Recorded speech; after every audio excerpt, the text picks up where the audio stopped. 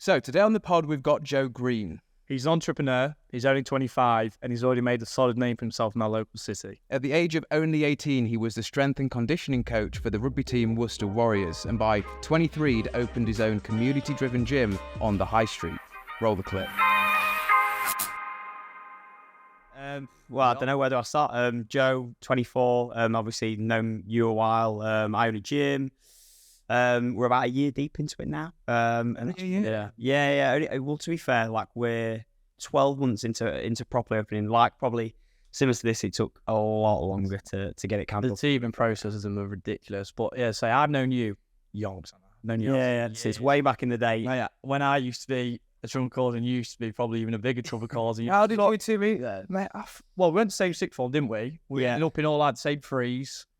It was, I think loosely probably knew you just from being like knocking around Lincoln. And then when you came to sixth form was probably when me, you and Mike just were causing trouble. Yeah, big trio. Yeah. Big trio. Then I ended up getting kicked out because I brought in a bag of the world's hottest chilies, got everyone to have them. And then, But so from there, you started doing strength and conditioning training, didn't you, for Worcester Warriors? Yes. Yeah. So I had a weird route in, to be fair. It's only been, COVID was a little bit of a leveler for me, and that was kind of what brought me back to Lincoln. Prior to COVID, I was down in Worcester, ended up getting like a pretty big opportunity down there to kind of, just jump into a Premiership club and do the strength and conditioning. How old was it? I was 18, so it's literally straight out of A-levels. I had a little bit of a contact at Worcester, who was like the head of an S&C department there, or like head of performance. And the original plan was for me to kind of go and intern there and just loosely do a little bit alongside my undergrad degree. And for whatever reason, I think it was maybe in the summer that I'd have been doing my A-levels, and then the summer that everything was maybe like kicking off in Worcester. The person in the very bottom of the ladder, maybe doing like the younger academy stuff, just left quite abruptly. So quit his job. And kind of ended up giving me the opportunity to go in as opposed to doing like a part-time internship, working full-time in a pro rugby club before I'd even done uni, which was outrageous. So what does that entail then? Is that like, are you training? How do you train people to play rugby? Like? What in terms of like just the general, like what a day would look like? I mean, initially, like in a weird way, I've always obviously kind of had the thought of wanting to be involved in rugby, like probably young, wanted to play rugby myself. And so you've been into rugby for a while. We played a few games before, haven't we, together? Yeah. So I initially probably thought I was good enough to play pro rugby, and then you get to a certain standard, you realise that you're way off the pace. And I suppose for me, S&C and actually doing the gym was probably the next thing that I was kind of semi-good at, and probably the way that I could potentially, just be involved in pro sport in some way, and like still be involved in that environment at the highest level, but obviously not have the capacity to be able to play because I just wasn't good enough. Because you did MMA before I knew you.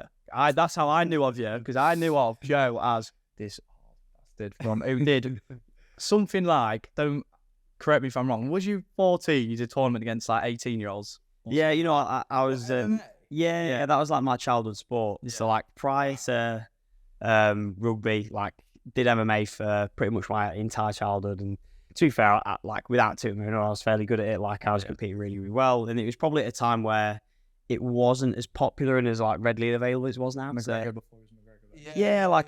be fair, I think it was probably I just had a little bit of a weird mystic around me because I did cage fighting and no one else knew anything about it. Whereas now it's probably a little bit more readily acceptable just because, at the big McGregors of the world, he's probably put a little bit more mainstream. Got the light on it. Yeah, but that's how I knew you, and I didn't even know what it was. Like when I first heard about it, I was like, oh yeah, that Joe, do you see one that? It's like, what the fuck is it? Like, what even is it? But yeah. So what do your parents think about that then? Because I mean, you can get hurt, can't you? Yeah. Well, I mean, it's probably not as dangerous as you think. Like I think it's obviously got this perception, or it probably used to a little bit more now. It's probably not as mainstream as like, it's like human cage fighting or cockfighting. Yeah. Like it's brutal sport. And obviously, like you see some of the horrible knockout highlight reels where it's like, this looks like a little bit sketchy. I suppose that's what stays in people's minds though. Yeah, and like they're the one in the million. I mean, from my experience of playing like loads and loads of different sports, like doing little bits of rugby, doing little bits in obviously the gym, doing MMA, I'd say my injury was so much more prolific playing rugby. Yeah. Like so much worse. Even when I was kickboxing when I was little, I'd get hurt so much more than when I was like doing rugby. Like, have you ever had any major injuries there?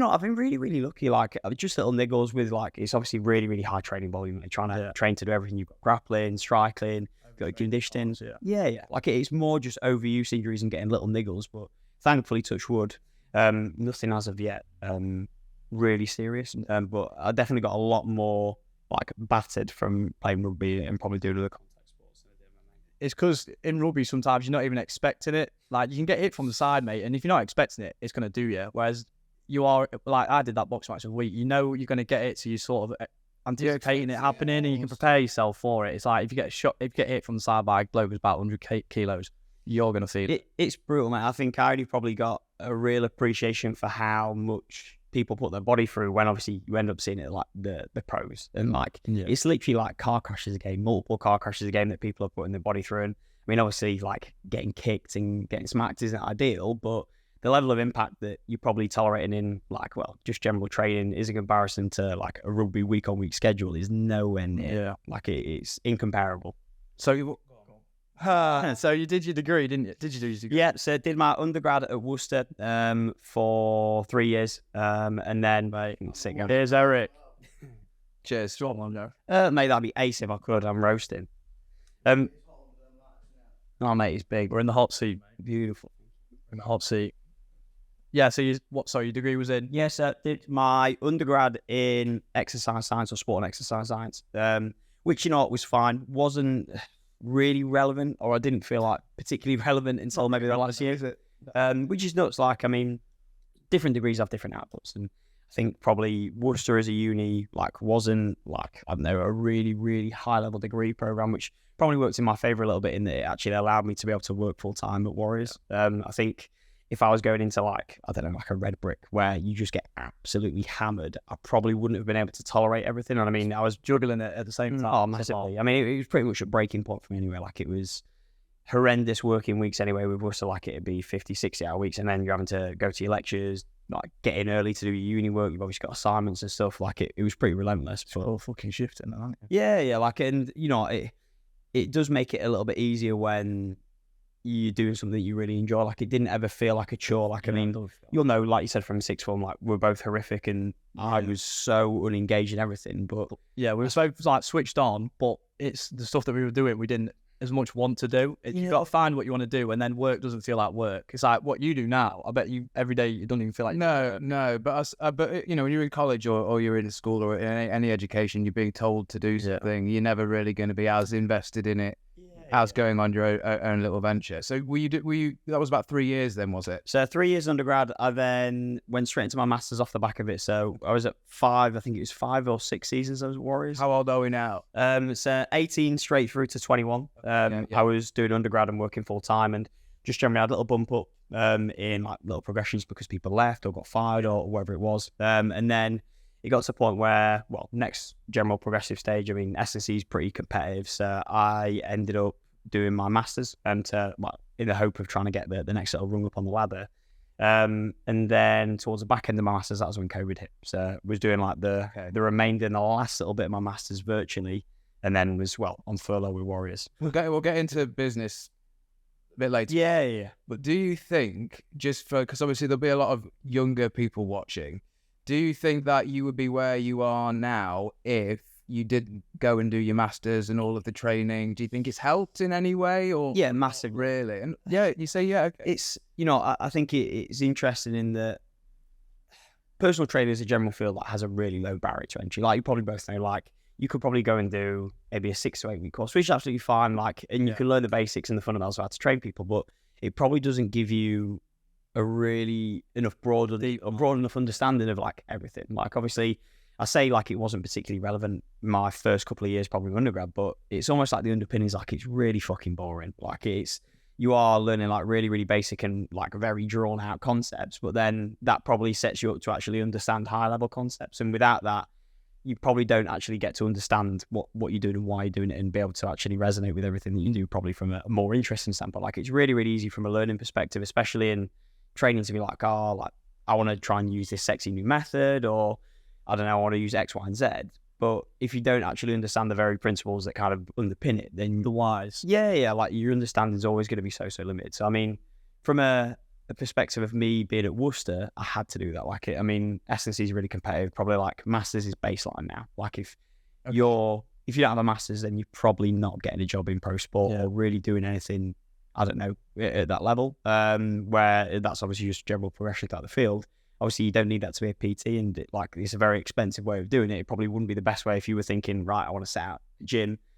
That probably wouldn't be a typical route. Is like, I'm going to go and do my undergrad and go do like my masters and then go into it, because there's a lot of irrelevant stuff for that. But I think it's put me in good stead and helps you find a way. Yeah, it's definitely, yeah. But so from that, how did you get the idea of the gym? Was it always in the back of your mind, or was it something that just someone pop it up in your head, or was it always just there? Why did you stop the rugby? Yeah, that seems like a massive opportunity. Did the furlough massively affect that? You know, like, pro sport's amazing. Like, it was such an amazing vehicle to be a part of, and like being inside a team and being able to work with people like week on, week out, and have that much of an influence on what people can do. Like, you literally control the schedule, like how they eat, how they recover, what kind of meters they're doing running session wise and on the pitch. Like, it's really, really intricate, and it's nice to be able to exercise what you've learned about. Well, you know that you're doing something. Yeah. But I mean, the working hours are fucking brutal. Is that like crazy pressure as well, on top of you looking after all of these people and all the meal planning? And it was pretty chaotic, and like it's a high stakes environment, or like relatively high stakes. But I mean, it was just ridiculous hours. You've not really got too much balance, and you know, like, you almost accept that because you're doing what you're passionate about. Obviously, you're in a pro rugby club, love rugby, love S&C, dream. But it just gets to the point where it's like, you know what, is there a little bit more to life than just work? And I was obviously a couple of hours away, didn't have a massive friendship base around there, like in comparison to, say, Lincoln, where my family, my missus, everyone else is from. Yeah. And I suppose COVID, me coming home, made me realise that, I mean, everyone slowed down, didn't they? Is that why you did come home, because of COVID? Yeah, that furlough. So, like, I was obviously living down in Worcester and working down there full time. And then when we got put on furlough, I was like, you know, there's no point in me paying like £700-800 a month rent. I may as well just come home. I'm working remotely, like the bits I am doing for Worcester. So there's not really a massive need for me to be down there. Like, we were on furlough for, I don't think I officially would have gone back until maybe like the November time. So I did 9 months. It's long. Doing nothing, mate. Just doing nothing. It's awful. Yeah, and that's what I mean. That was almost where me personal training kind of fell out of boredom, like, more than anything. It was like, you know, I'm used to doing my masters, which is like a ridiculous pressure in terms of like studying commitments and like having to attend all these like online or go to Manchester for my lectures. I've then got a massive coaching demand normally, and then loads and loads of admin, and that's just been pulled. Like, I've literally just finished my masters. I was at home and I had no one to coach, and it was a bit like, what do I do? Yeah, felt like you were in a little bit of a rut then. So you probably felt like you needed to get yourself back into that rhythm, because from doing that straight out of school, that's basically just what you've been used to, really. Yeah. And once you get used to something, you don't really, especially, you probably knew yourself, you don't want to slip into that mindset of, I don't need to do all this. Like me, I need to be on it 24/7 doing something. That's why I'm always here. I work as well. I imagine we're pretty like-minded. You need to be bang, bang, bang, bang. Yeah. I think mine starts to drift. It's just painful. It's so easy. I've had not like a lack of purpose then, but you bored. Like, I mean, there's nothing socially you could do. So it's not like you could go out and kind of, enjoy your free time. I mean, typically the way that rugby season would work is you'd have, like, obviously the pre-season from maybe June until the end of season around like April, May, and it'd be fucking relentless. Like, you're non-stop there, but then you might get like a 6 to 8 week break in the off-season where you're just doing nothing. So, like, typical off-season, go away, holiday, whatever, do what you want, come back home, ace, really nice and social, like, have a little bit of a detox ready for that next year. And, well, where that typical off-season would have been, you just sat there, you do nothing. Like, there's complete boredom. And, I mean, I talked with loads of ideas. I mean, I was, like, thinking about setting up, like, a gym supply thing. Like, I was on Alibaba looking at... Well, like gym supply. Yeah, like, honestly, buying and selling. So many rogue ideas. Just to more than anything probably occupy my time. And then it got around to the point where obviously everyone was flogging their equipment on eBay for extortionate prices. And I was like, oh, you know what, like, I'll just get all of this equipment. I was training a little bit, and then a couple of mates just were like, oh, you know, can we come and train? And I was like, oh, you know what, like, it'd be good for me to keep my own coaching wise and, well, just generally keep me a little bit more occupied. So I was like, you know what, let's do, I'll train you 3-4 times a week. Come in at this time. I'll do your diet or whatever, and we'll use it as like a little case study for me. Where were you doing this then? So I was at my dad's garage. Okay, Yeah. So like I bought like a barbell. I had a few little bits and bobs before, and it's all the essentials. Yeah. But so what I'd say is, obviously you probably learned everything in your masters that you needed, maybe. But was it when you transferred across from the strength conditioning to what you do now? Was it a lot of like change? Like, did you have to learn a lot more now? I suppose it's again, it probably comes back to those underlying principles, like having a good understanding of a good grounding of it. It's just different applications. Like people probably need the same stuff or quite a lot of the same stuff as pro athletes. So like they still need some nutritional input, they still need some training, they still need some lifestyle. Like, I mean, you probably look at athletes and think of them as like really impressive people, like they're obviously gods, they're playing at a high level. They still go out on the weekends, sell beers, they still want to eat shit food. Like they have the exact same struggles as probably normal people. Like they're just good at sport. Yeah. And like granted, if they've been in like some sort of system and they're a little bit more like habitual and routine, it's probably a little bit less of a task to get them there. Like you just tell them and they probably do it. Yeah. Probably more than anything, the big transition was just behaviour change for me. Like actually getting people to adhere to things is more the challenge, and get it to kind of fit in around a normal person's, like, say, like if people are going to be going out on a Friday, Saturday, having a load of beers, like how do you then around? Yeah, how do you work that in? Because people can do that, and I mean, rugby players are notorious for loving a beer, and it's so easy to be able to things and catering off. yeah, mate. So all sorts of twisted stuff going on, but like it's so easy to be able to work things around people's lives. It just comes from a place of honesty for me to start and being like, actually, what do you want your week to look like? Like, are you going to be going out for a few beers that weekend? Are you going to have some shit food? And just setting it up from like where that client is coming from and meeting them where they're at, and then just maybe making some minor tweaks in other areas. What they want from you as well.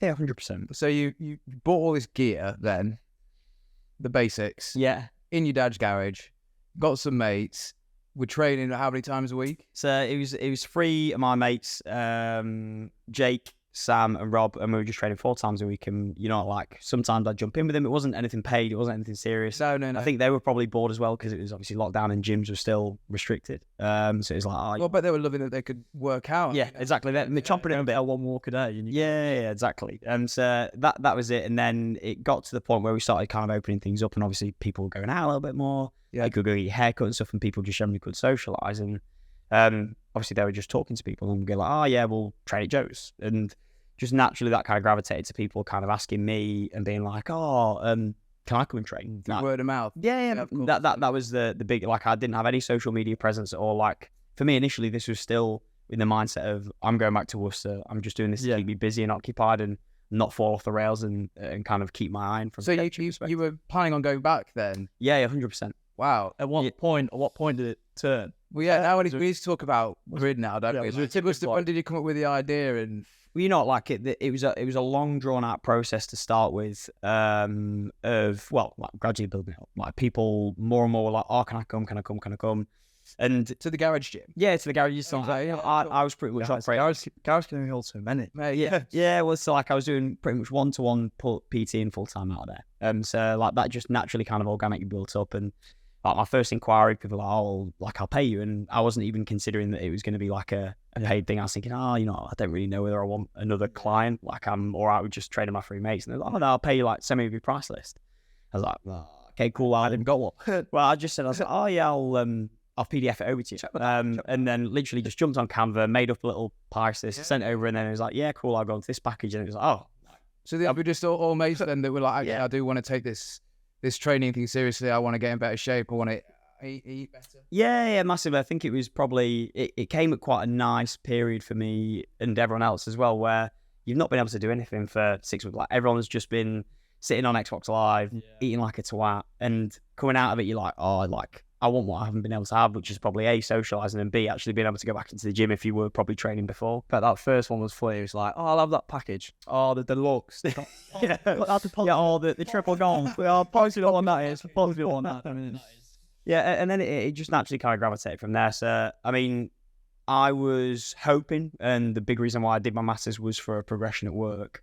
And kind of got like sidelined by that, and there was the next step up was available to me, or like it came available, the person left, and then I didn't get that opportunity. Unfortunately, someone else got it, which I was a bit like, you know, this is what I've kind of been working towards for the last 5 years. Like I've shown ample commitment, I've done everything you told me to, and it was kind of like a little bit of a like you deserved it. Yeah. Well, that's what it definitely felt like, and. It was one of them ones where it's like, you know, if someone else has this much power over my progression, like this is probably going to be a common theme. Like if you don't get me, it's happening now. Yeah, like I'm already getting blocked, and you know that's just. I mean, it's obviously life. Like it's never going to be completely linear. You get every single step up, but I felt like I was putting ample input in to be able to get that next step up, and it's like, you know what, maybe actually if I was to do this on my own, it got to the point where we were coming around that time to coming back off furlough, and it was a little bit like, I really need to weigh my decisions a bit because I'm around my mates, which is really nice. Like it's the first time in 4 years that I've actually been fairly social with that group. Like I'd maybe see them once a month, once every 2 months from that. Yeah. I'm now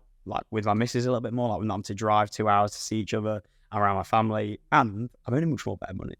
Like I mean, money in pro sport's horrific. Wins all around. Yeah, so is it like, you know, I've worked really, really hard for this last 4 years, and it's been an amazing experience, and that's obviously like my passion, so to speak, was S&C, but I'm kind of scratching my itch from a programming and like an enjoyment perspective from these one-to-one clients, because I'm training people that I like. They want kind of similar goals, like they're wanting to be strong, fast, powerful, lean, build muscle, whatever. It's not that dissimilar. It's just I'm doing it on my own terms now. It sounds like a massive choice you've had to make there. So It's huge. You must have been earning, let's say, decent money from training people out the garage for you to think, I'm going to just say no to all of that. I'm not going to go back. I mean, that's a massive choice, isn't it? Yeah, and I mean, long term for me as well, you not get used to, like you were saying there, like a slower pace of life, but you get to like enjoy life a little bit more, and like actually getting used to it and being like, you know, this doesn't mean that I want to be slow for like the next 10, 5, whatever years, but actually long term, like my career is S&C, like I mean,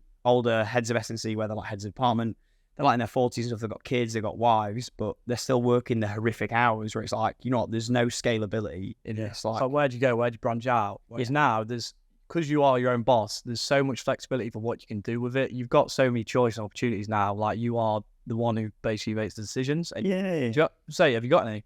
What do you think? You gonna do anything?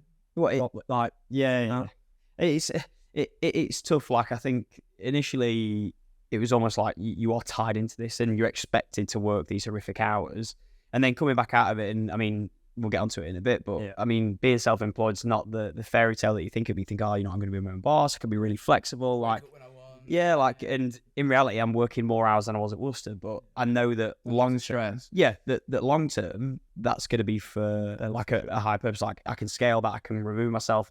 I can actually, as the business grows, begin to spend my time a little bit more on things that I enjoy, maybe not spend so much time. You can make the choice. Yeah. And you know that it's kind of, you're working for your own like back pocket as opposed to working for the man. And I mean, you think that you do really special work and you're irreplaceable, but then you tell them, you hand your notice in, and it's like, right, cool, next job application comes in, next man's in, and it's that rinse repeat. You're not just part of the bigger thing, big like that model. But where you are, you're doing it for you. What you get out is what you put in.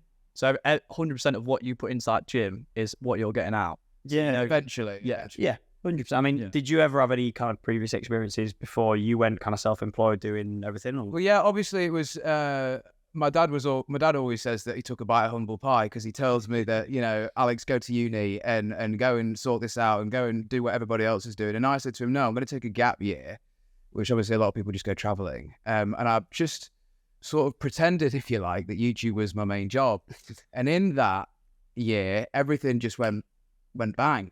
Do you know what I mean? So it was just like, it was a big decision to make, you know, just sodding uni out a year for a window of, you know, out of everything for about a year. And then thinking, if it doesn't work, I'm a year behind everybody else. Do you know what I mean? And all my mates are, you know, the second year into uni, and I'm just going to be like, I don't know. It's just taking a step into darkness, really, isn't it? But sometimes you have to do that. Sometimes you just got to go and do what feels right. I think there's a massive pressure though to go to uni, especially like, I mean, I know so many people who've done like ridiculous courses and then off the back of it not done anything related to that line. They've not really been interested. It's just been like, so many people that do. Just when I went, I did a year of mechanical engineering. Absolutely hated it, because I did engineering all through school. I was really good at it. I got offered an apprenticeship at Siemens when I finished secondary school, turned it down, and I went to your sixth form, got my A-levels, did that mechanical engineering, and it was dreadful. Didn't even last a year. But then luckily I got an apprenticeship, which was doing quantity surveying, ended up in structural engineering. But you jump through things, and it's so hard to find what you actually want to do, because you're so pushed hard towards academic. I feel like schools, they do push you a lot down the university route, and that happened from my personal experience as well. I got sort of pushed into a degree that, to be fair, now I'm still working with McDonald's, so here we are a year later. King of Mackie. It's like they've got nowhere else to push you, have they? Really, though, they just say go to uni and you'll get sorted. But then you know you've got debt for the rest of your life. Yeah, I mean, we definitely had an agenda at that art school. I don't know whether they get like brownie points or what percent of people's union. It was kind of like I wouldn't say like an aggressive one size fits all, but there wasn't really a massive consideration for like, what does this person actually want to do long term? Like, is uni actually right for them? I mean, as you're saying, like my first year of uni, I hated it. Like, obviously, like I said, my typical uni experience probably wasn't what normal people's were, like going out 5 nights a week and getting hammered and it being like this fairy tale experience. But I didn't enjoy it all. Like, if it wasn't for work keeping me occupied, like, I don't know what I'd have done. You're not a big fan of like going out and socialising and drinking loads, and obviously you're thinking about your health, aren't you? Yeah. I'm assuming you are. I mean, I had a bit of like a weird little light bulb moment in my first week. So it's freshers week. I'd been working like the summer at Warriors doing the SLC. It's freshers week. I was thinking, right, sweet, like, let's have it. We'll go out, whatever. It's obviously like the week where everyone just gets absolutely melted. And I went out one night and then got in obviously ridiculously early, and I had to go to work the next morning and be like, probably shouldn't have driven here. I feel really like I'm about 2 hours deep asleep, and I've now got to like a 16-hour day. Like, I just can't balance this. It was almost like a decision where it's like, I'm gonna have to probably commit one or the other. Like, I'm not gonna be able to do both. I think a lot of uni students have that decision to make, but then obviously they don't go with the latter, in the fact that they just think, oh, let's take the easy route and let's just get hammered all the time and have a good time, and we'll just deal with the consequences of that later. That's exactly what I did. That's all I did. I just went out and whatnot, and luckily I fell on my feet, but a lot of people don't, and they will just hammer it and hammer it and hammer it, and then they end up in such a bad situation where they haven't really thought what they're going to do, and that's where I think a big percentage of people our age are ending up doing. Just in dead. If you kept going out, Joe, you might be in a McDonald's with me. Yeah. So when was it that you throughout, let's call it the garage gym era? So I mean, it took longer than you'd imagine. Like, obviously, I've kind of quit or handed my notice in from November. When I like, I'm not coming back. From there, that was probably when we decided, we was like, let's give the gym a crack. So that took absolutely ages to. How many clients did you have? How was pulling the funds as well? Because obviously it must have been a bit. Yeah. Like, I mean, it was a weird period in that we were like, this is the next natural progression, or that's where my head was at. I mean, as a solo PT, your earning potential is obviously very limited a lot of the time by your working hours. Like, you obviously get paid hourly for one-to-one personal training sessions. Yeah, that's pretty much all I was doing at that point. I was doing like a little bit of online coaching. So you were earning decent money through this? Yeah. To keep you in Lincoln? Yeah, 100%. Like, it was better money than I've ever earned before. And oh, wow. It was really, really good. I was enjoying it. But like, from just a general, the way that I work, it was like, well, what's next from this? And for me, like, with feasibly like my working hours being full already, it was like, well, where can I go from here? Like, realistically, people aren't probably going to want to pay like massive increases in pricing. Like, that's just general. Like, there's a range from what you can charge. Nobody sees the price going up, do they? Yeah, exactly. And like, there's a range. Like, you couldn't charge £200 an hour in Lincoln. Like, people would just not pay that. Like, and it wouldn't be worth it. Like, the earning potential is not high enough. So there wasn't really a scalability perspective from my personal trainer. I was thinking, well, what's next? And my head naturally fell into a gym. So we kind of decided on that. We didn't actually get into the gym. Obviously, I had loads of building works and all sorts of things to do to convert the space that we obviously just. So did you sit down and think to yourself, right, I've got a goal here, and if so, what were those goals? And obviously, you've got to have a business mind to think to yourself, right, I'm gonna go and put some money on a space, and this is going to work. Obviously, granted, you had the clientele there, so it wasn't like, okay, we're gonna spend, let's just say ballpark figure, £1,000 a month and rent out a space, for example, and chuck loads of gym equipment in there. You obviously had the clientele to put in there. It wasn't starting from scratch. But what were your goals? What did you want? What did you want to get out of it? I set out terribly. I'll be honest, like, horrific business plan. Like, didn't, and like my initial envisioning of what the gym would look like would just be a typical gym. So I was thinking, like, I can get a couple of personal trainers to kind of rent out some space. They can personal train out of it. I'll get rent off them. Yeah. That'll maybe cover my cost. That then gives me a nicer space to be able to personal train from. And then I can get some like recurring revenue from members and hopefully build up that way. And we kind of obviously over the process, I mean, equipment backlogs are like horrific, obviously, because of all sorts, like people playing the COVID card. Like, we had like 6 months delays, 9-month delays getting equipment. So loads and loads of time to actually after kind of committing to this idea of this is what the business is going to be, kind of reflecting on it. understanding things a little bit more, and obviously still trying to personal train and still trying to go through things, it became fairly apparent that like it wouldn't be a massive scale. Like it was never going to be a massive jump up. Like my earning potential will go up, but it wasn't going to be the case of, okay, like this is worth all this extra stress. Like the juice wouldn't have been worth the squeeze. So it then kind of begged the question of like, I've just bought all this equipment. I've obviously put down this space. It wasn't a massive space. Obviously, like if you have, I don't know, a massive space and you can fit 300-400 members in, perfect. Like that normal commercial gym model costs. But we have like a 2,000 square foot building. We have 9 car parking spaces. It's in the centre of town. That just doesn't really work for us with that model. Like we'd never be able to earn, I mean, like really, really good money, and it would never allow that long-term scalability in that space. So you must have had just a eureka moment when you, because they probably don't, some won't know, you do it as a group, don't you? And they might not understand that, like you probably must have had a eureka moment when you thought, just have them together as that, because that's what it's based on, isn't it? Like, that's how your gym sort of works. It's like a come in at the time that you want them to come in. Thing. And then in a way, you're sort of, say you've got 4 people in, you're doing the work of 4 PTs. So I bet when you had that, it was just like, wow. You know what I mean? It came back to like really, really bare bones. This is why probably being at Worcester and actually running things the way that I did previously was like a massive part of actually still like grid running efficiently. And that's what we do. Like that's how professional sports team work. Like you'd have 40 blokes in the gym. They'd all be chucking around like on some sort of like structured template. Like people might have different variations. If I don't know, someone's got a cami shoulder, they might be doing a different pressing exercise. But as I do, they'd all, yeah, well, a little bit. But they'd have some sort of a variation of that same stimulus. And like I've been used to doing that for the last 5 years. Like that's pretty much my USP as a trainer. Like I've got some amazing experience in that, and it got to the point where he's like, you know what? This is actually a much better model for me in that I can predict how many people are going to be coming in because we only do book things. You have to book in, you have credits to use. It does all the benefits of personal training and more for me. Like it's more social, it's probably more competitive.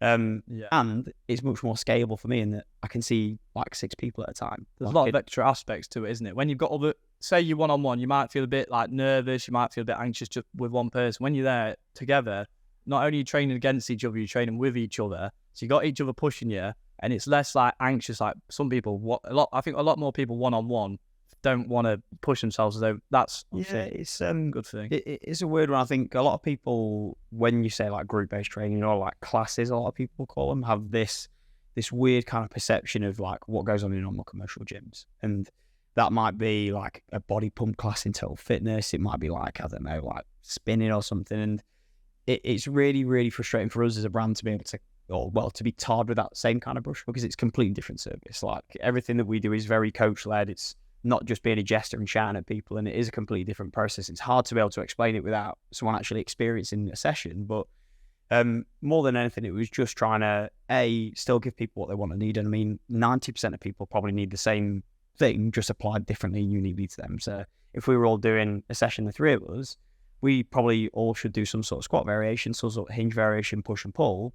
But the variations that we do, like depending on our injury history, like mobility restrictions, and actually what we enjoy and what we're strong at, are probably going to be fairly different. So do you try and plan the classes around the people? So if you've got people of a sort of similar ability, you will put them in a class together, or does it not really work like that? No, so you have complete flexibility. So you'd book in whenever. I mean, the way that we work, and again, like a system that we've probably used, or like a lot of people would use throughout like academy systems or professional sports teams, is depending on kind of where you're at as an athlete. Like if you imagine what might look like in, let's call it like a pro rugby team's junior session, you'd probably have some first year academy players who are like 19, fresh out the ACAD, not really got a massive training history, maybe some of them moving not particularly well, and like still need a lot of learning to be able to actually train properly. You've got some people who have like played internationally, played Lions, and some unbelievable athletes, and you've got some people in the middle. So you've got a massive range of people, almost ability wise, and then you've got all sorts of different shapes and sizes. You know, which you've got scrum halves, you've got props, and other people with completely different goals and demands. And just generally being able to scale that up or down based on like what the person can actually do, what is appropriate to them. It is fairly simple.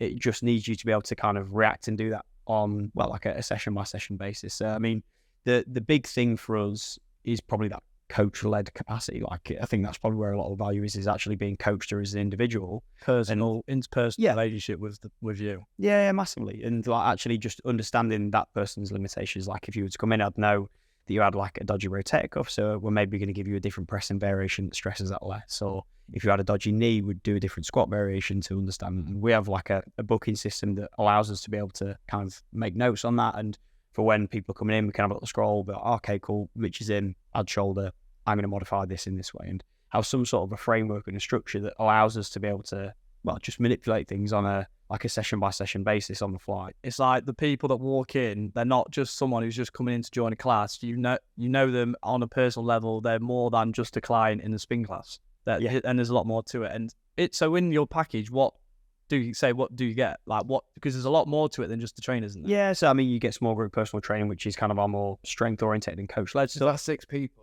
Yeah, up to 6 people at a massive, like a max capacity almost. And then as part of that, you'd also get some larger group classes, which almost help complement that small group PT. So it might be some extra strength stuff, it might be some extra cardio. We do some yoga, and depending on what your kind of individual goals are, I mean, you might dabble up on those on your little top up sessions almost as the classes, a little bit more or less, depending on what you're kind of after, and then depending on how much support you want away from the gym. Like some people are really, really happy on like nutritional stuff and understand it completely, and they'll kind of have autonomy over there. Like it might be more of an accountability thing from us. But a lot of the stuff that we try and do is more education based, in that actually try and develop a little bit of understanding and kind of teach people to fish for themselves. I think it's... So you're not just telling them to do this, you're explaining to them why they are doing it, so they know the reason behind it. So it's instead of just shift this iron up and down for 10 sets, just why are you doing it? That, and I think from a lifestyle and nutrition perspective, it's so much more powerful, like teaching people how. Because I mean, and I know I have fallen victim to diet plans where it's like, I'm going to Ibiza or whatever, I'm going to follow this horrific diet plan and I'm going to eat nothing and starve myself. Caffeine all day. Yeah. And it's like, it's no food, it's diet plan's got 200 grams of chicken or lean meat, whatever, some salad, whatever it is. And that's it. I'm following that. And it doesn't give you any kind of flexibility to actually fit in normal life. Like I said at the start, like, if you want to go for a beer at the weekend, like that's probably not going to be on the diet plan. Actually understand people, or get people to understand how to kind of work that in, why they're doing it, and develop some sort of understanding around just general principles. It allows people to fish for themselves. It's not really like a diet, it's more like a lifestyle change. Yeah. Away, because you don't want them to just be following it for a certain amount of time. You want them to be able to adjust to something that they can carry on doing, so that they will themselves carry on and not hate it. You don't want, because that's the thing, if you give it to them, they hate doing it, they're probably just going to quit once they've reached a goal, or even before they've reached a goal. 100%. And I mean, a lot of people are quite short-minded, or like have quite a short focus on, and they'll be like, right, holiday in 8 weeks, I want to look in good shape for that. And for me, it's, why wouldn't you want to be in good shape all year round? Yeah, people get to that shape and like, I feel ace, I feel strong, I feel fit, I'm really, really confident. It's like, well, why are you only wanting to feel like this for 1 week of the year? I mean, there's another like 52 or however many weeks there are in a year left. Like it just doesn't add up to me. So teaching people how to kind of get there, maintain and sustain it, and like if you are going to be a little bit more social, like around a Christmas period where there's going to be loads of beers, there's going to be loads of shit food, like understanding how to keep that on the back burner and still kind of try and hold on to some shape.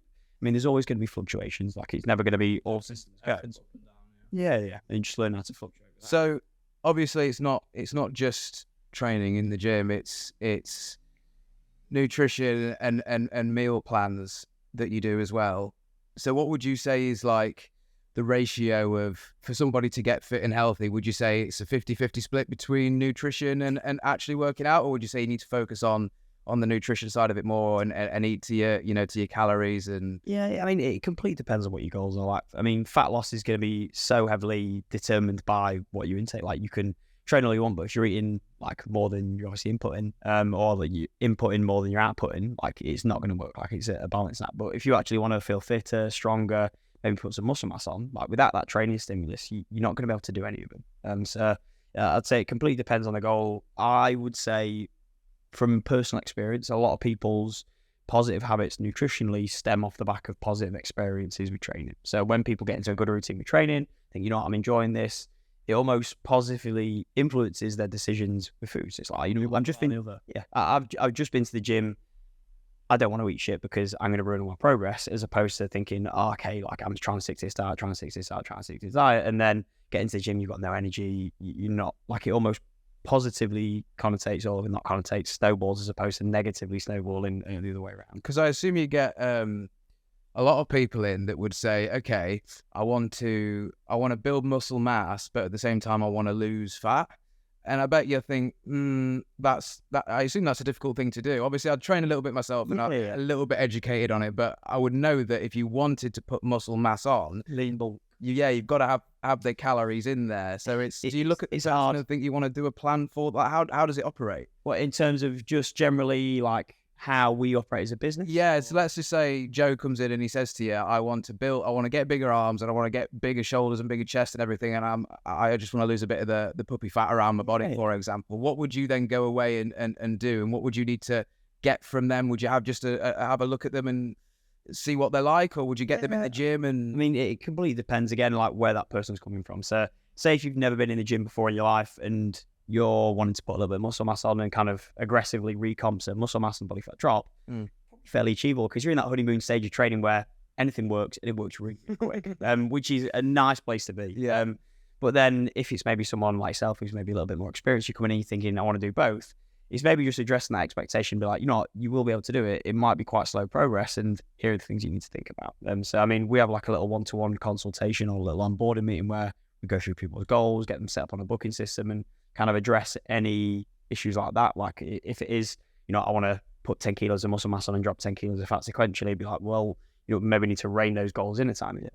Why not? Set expectations. Yeah, it's just set expectations that are going to be realistic. And I think that's a massive part of goal setting as well, in that if you like shoot for the stars, which I'm all for, but then you don't see any progression in that, like, and you don't celebrate any of your progress because you haven't put that 10 kilos of muscle mass and lost the 10 kilos of fat, then you're kind of missing out of the plot. I think it was maybe James Smith who said it, like, you get the same dopamine response from like celebrating any win, whether it's big, small. So why not set tiny little achievable goals and have loads and loads of celebration points where you're like, you know what, tick that box. Enjoying the process more than getting the end goal. Yeah. And like try and shift people to be more process oriented, like say there, than goal oriented is massive. Because I mean, we get so many people who are fixated on scale numbers and like, I need to be 10 stone, I need to be 8 stone, I need to be X weight. And in reality, like if I was to say to you, like, would you be upset or happy if you look the best you ever have, felt the best you ever have, and you were the fittest you ever have, but you weigh 2 stone heavier? Muscle's more dense than fat, isn't it? So that's the thing. As you get, like, I went for a phase where I was actually in okay shape, but I was getting a lot heavier. I was thinking, why am I even standing on the scales? Because you can visually see yourself getting better, but it's obviously because your muscle's more dense than fat, so you're gonna get heavier. Yeah, and you know, like body weight's a nice metric to track. It gives you a rough guide, but unless you're doing, I mean, we do caliper testing, so body fat testing as well, so we can have a look at how things are actually moving from a muscle mass and a fat perspective, or at least roughly kind of estimate, as opposed to just thinking, okay, this weight's coming down. That could be muscle mass being lost, it could be fat loss, and actually just being able to understand the numbers and why they're moving, it is really, really powerful as well, and a nice part of the process. So, like I said, I've dabbled in a bit of training myself for the last sort of 5 years. I'm heavily in the gym at the moment. I just go in the gym and lift weights. Yeah. But I did 2 years of CrossFit, which reminds me a little bit of what you do because of it stems from that sort of community vibe. Yeah. That's what I liked about it. I go to the gym and I put my headphones in, and it's very isolate, obviously. And obviously when you go to CrossFit, you're working out with other people. What do you think of CrossFit? It's a mixed bag, isn't it? You know, like it gets a bad rap. It does. It gets a bad rap, but I think sometimes, and this is where like the small group or the personal approach probably, I don't think it's particularly well married up in some gyms. Some gyms do a really good job, and I think there's some awesome gyms out there. Some gyms don't, but like some people don't have the mobility or the technical competency to be doing Olympic lifts, never mind like maxing out on them. Like, I mean, I've heard horror stories of people going in first session to a CrossFit gym and they're going, cool, have you ever lifted before? No. Cool, we're going to max out on deadlifts. Thinking, well, you know, that's probably not an appropriate level to be working in at. And I think CrossFit do a fucking awesome job at community about getting people together and actually people like, well, having a buzz about exercising, which is class. And it does. That's what you've done.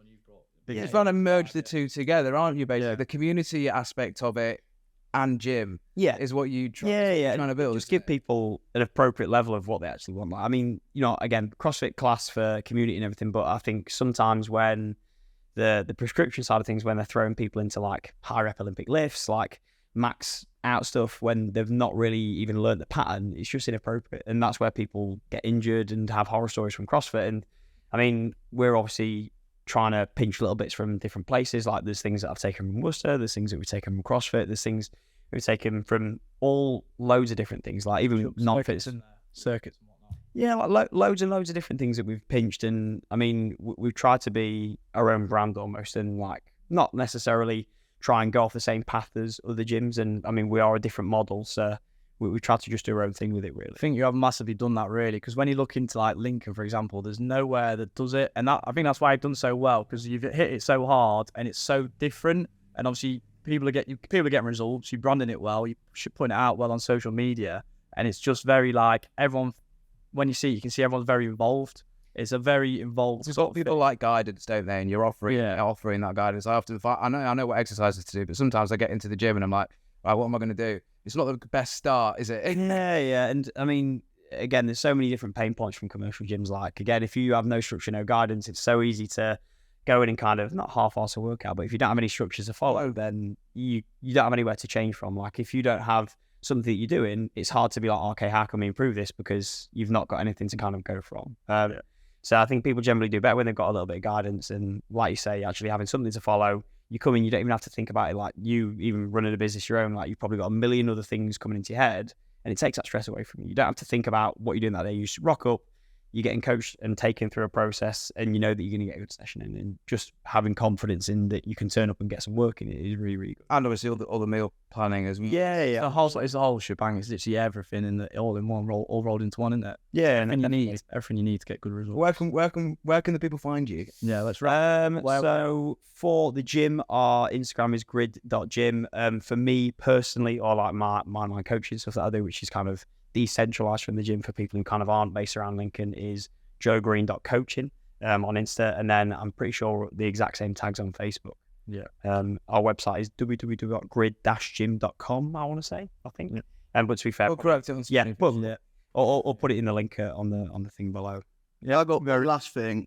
In like, say, 5 years, where do you see the gym going? What's the future plan? Do you have an end goal? Or Yeah, I mean, for me, like I was saying before, I'm quite process oriented as opposed to like end goal. Like, I'm just enjoying training good people at the minute and gradually scale the business. We obviously have like kind of quarterly, annual targets for members and kind of finance that we're going to be able to hit. But beyond that, it's hard to know. We want to expand. It's hard to know where we want to take it. I mean, obviously I want to grow the business, but whether I want to do that multi-chain, whether I want to take that outside of Lincoln, it is a completely different. You got to take a shit call. Yeah, exactly. I mean, the whole growth of the business has been so up and down and non-linear. It's hard to say. I mean, it's easy looking at a spreadsheet and saying, oh, well, if we grow by 10 members, 15 members a month, you can be a millionaire in 2 years. Like, great. But nothing ever works in that nice linear fashion. If you're doing well, enjoying yourself, it's not a necessity to think like that either. Yeah, and definitely enjoying it all, yeah. And it's nice to have stuff to strive for in the short term and have little mini checkpoints and make sure that we are still on the right path in terms of just generally growing. So we can ultimately help more people. But long term, in terms of like business vision, just want to scale it. Whether that's inside, outside of Lincoln, not too sure. It's probably something that we'll address when we get a little bit closer to doing. Well, bro, thank you so much for the time. No, thank you for having me on. And everyone, download discussion. Download discussions. Come on. Beautiful.